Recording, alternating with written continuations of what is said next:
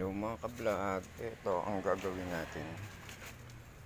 Magpipisa tayo ng koknikan. Paano natin ito pipisain? Simple lang, pakita ko sa inyo, ha? 50 pesos ang isang kilo nito.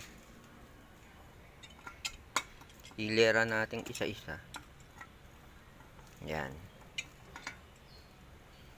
Ito isa. Napisa na. Ganyan yung mangyayari dyan. Tingnan nyo lang mga ka-vlog.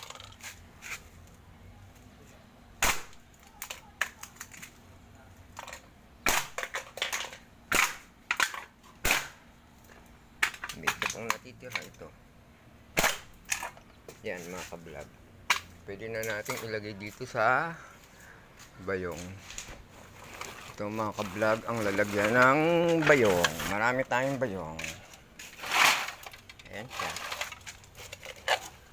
Ilagay na natin.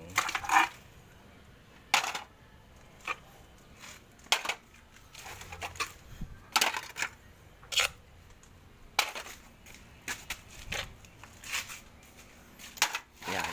Meron din tayong Sprite dito. Ayan. Sprite. Like, share, and follow lang mga ka-vlog.